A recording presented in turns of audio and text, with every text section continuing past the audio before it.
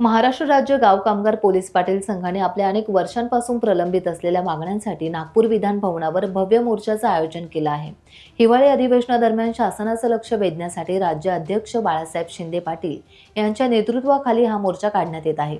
या मोर्चाद्वारे पोलीस पाटीलांना आणि त्यांच्या कुटुंबियांना मेडिक्लेमचा लाभ मिळावा, निवृत्तीचं वय 60 वरून 65 वर्षांपर्यंत वाढवावे, निवृत्तीनंतर ठोस रक्कम मिळावी, तसेच प्रवास भत्ता आणि स्टेशनरी खर्चासाठी दरमहा 3000 रुपये मानधनासोबत मिळावेत, अशा प्रमुख मागण्या मांडण्यात आल्या आहेत।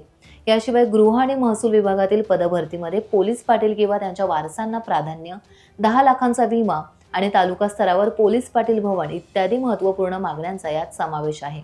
संघाने गुहागर मतदारसंघाचे आमदार आणि माजी कॅबिनेट मंत्री भास्कर जाधव यांनाही हे निवेदन दिले होते।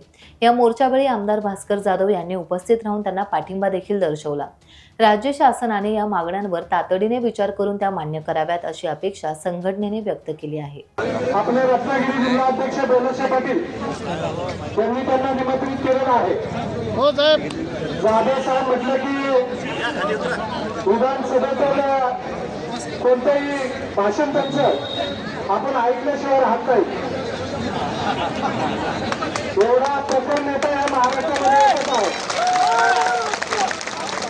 आणि खऱ्या अर्थानं आज ते मोठ्या मोर्चाला या ठिकाणी उपस्थित राहून मार्गदर्शन करणार आहे।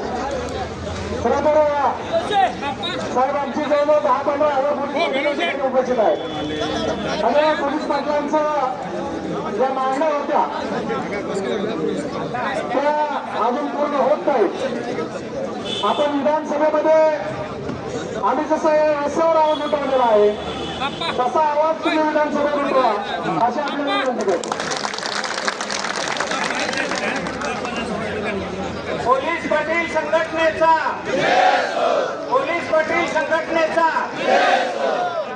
राज्यातील तमाम पोलीस पाटलांच्या मागण्या संदर्भात विधानसभेमध्ये आवाज उठवण्यासाठी आपल्या महाराष्ट्राचे मुलूक मैदानी तोप भास्करराव जाधव साहेब यांचं राज्यातील सर्व पोलीस पाटलांच्या वतीनं अभिनंदन।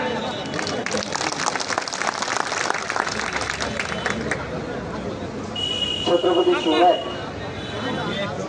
आपल्या राज्यघटनेचे शिल्पकार, भारतरत्न डॉक्टर बाबासाहेब आंबेडकर, हिंदू सम्राट, शिवसेना प्रमुख माननीय बाळासाहेब ठाकरे यांना अभिवादन करतो।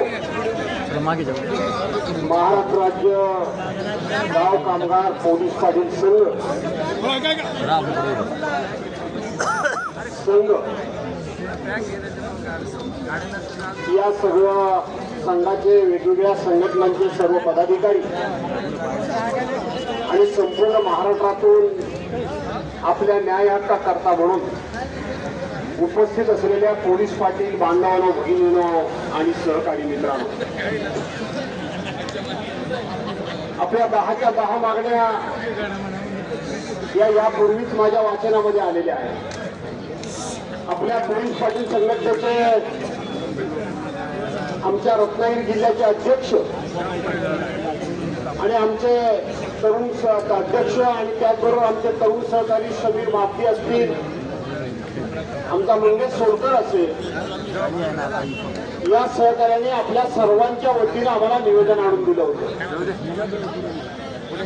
आणि केवळ आपल्या मोर्चासमोर येऊन भाषण करून हे प्रश्न तात्काळ सुटत नाही। त्याच्याकरता म्हणून जी काही वैधानिक आयुधं असतात ही आयुधं वापरावी लागतात आणि ती आयुधं वापरण्याची मुदत ही ठरलेली आहे। बऱ्याच वेळेला असा काही लोकांचा समज असतो की आम्ही आज निवेदन दिलं की लगेचच आमच्या प्रश्नाला न्याय मिळेल। खरं काही प्रश्न असतात त्यांना लगेच न्याय मिळतो, परंतु काही प्रश्नांना न्याय मिळवून घ्यावा लागतो आणि म्हणून गेले अनेक वर्ष या विधिमंडळामध्ये मी काम करतोय। ज्या दिवशी हे निवेदन माझ्या हातामध्ये आलं त्याच दिवशी वैधानिक आयोगाचा वापर करून तुम्हाला न्याय मिळावा अशा प्रकारची सरकारकडे यापूर्वीच आपण मागणी केली। आज अधिवेशन 3 दिवस झाले, नाही जाते ना, बुलेट गाडी लागेल, बुलेट अधिवेशन होणार आहे, गाडी लागेल आणि या अधिवेशनामध्ये महाराष्ट्राला जो न्याय मिळाला पाहिजे तो न्याय मिळेल याची अजिबात शाश्वती नाही। याचं कारण की हे अधिवेशन केवळ आणि केवळ 75,000 कोटी रुपयाच्या पुरवणी मागण्या मंजूर करून घेण्याइतपतच हे अधिवेशन आहे। पण तरी देखील मी आपल्याला सांगतो की यापूर्वी सातत्यानं शासनाच्या वतीनं आपल्याला अनेक प्रकारची आश्वासनं दिलेली आहेत। त्याच्या वेगवेगळ्या टप्प्यावर वेगवेगळ्या बैठका झालेल्या आहेत।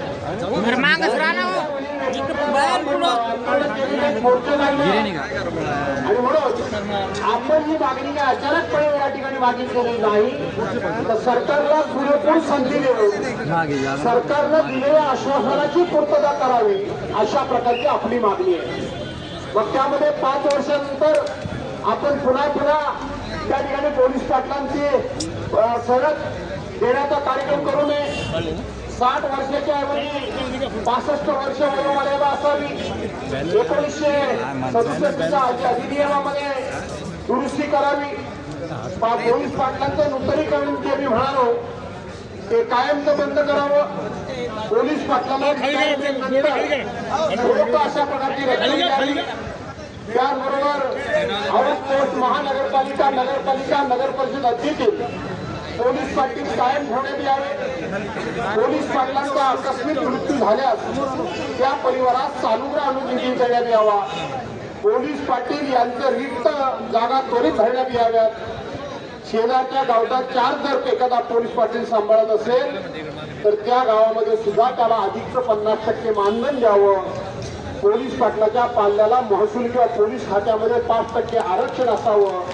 पोलीस पाटील यांना पीक पाहणीमध्ये समाविष्ट करण्यात येऊ नये। बांधवानं वर्गणीनं एक वेळेला पोलीस पाटील हा खऱ्या अर्थानं कायदा आणि सुव्यवस्था राखणारा जो पोलीस असेल त्या पोलिसाला सहकार्य करण्याकरता म्हणून पोलीस पाटील असायचा।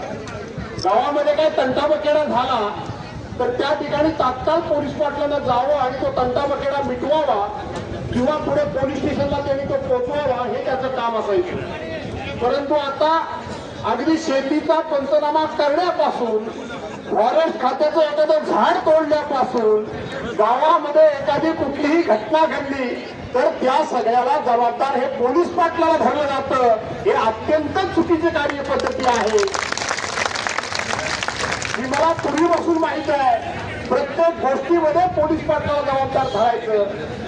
प्रत्येक पोलीस पाटलाला ही गावामध्ये कुठलीही बरी वाईट घटना घडली ती कुठल्याही खात्याअंतर्गत असू दे ती पोलीस पाटलाला माहितीच असली पाहिजे। हा जो काही सरकारी आग्रह हा चुकीचा आहे। त्याला अशा प्रकारचे कोणते अधिकार आहेत? रात्री अपरात्री कुठेही पोहोचायचं जायचं यायचं तर त्याच्या स्वतःच्या संरक्षणाची काय हमी आहे? आणि म्हणून या सगळ्या गोष्टी मला जवळून माहित आहेत। मी आपल्याला विनंती करतो, आपल्याला आश्वासन देतो की आपले प्रश्न हे शासन दरबारी येत्या 2 दिवसामध्ये खंबीरपणे मांडण्याचं तुम्हाला ऐकायला येईलच नाही। आणि मागच्या काही गोष्टी म्हणण्याच्या बऱ्याचशा गोष्टी आता मार्गी लागतील, कारण तुम्ही योग्य वेळेला आंदोलन केलेलं आहे। आता तुम्हाला सुद्धा कळायला लागले आंदोलन कधी करायचं, विश्वास कधीपर्यंत ठेवायचा आणि विश्वास उडालाय म्हणून कधी दाखवायचं हे तुम्हाला आता बरोबर कळलंय। कारण आता नगरपालिका महानगरपालिका जिल्हा परिषद पंचायत समित्या या निवडणुका आहेत। त्यामुळे तुम्ही आपोआपच लाडक्या बहिणींनी लाडके भाऊ ठरणारच आहात हे मला चांगलं माहिती। आणि म्हणून त्याच्यामध्ये थोडंसं योगदान टाकण्याचं काम आम्ही निश्चितपणे करू। विरोधी पक्ष म्हणून आपल्या सर्वांच्या सुखदुःखाची परिपूर्ण जाणीव असल्यामुळं ते मांडण्याचं काम आम्ही नक्की करू अशा प्रकारचे आपल्याला आश्वासन करतो। इथं येऊन एवढ्या मोठ्या संख्येनं थंडी कमी आहे ना,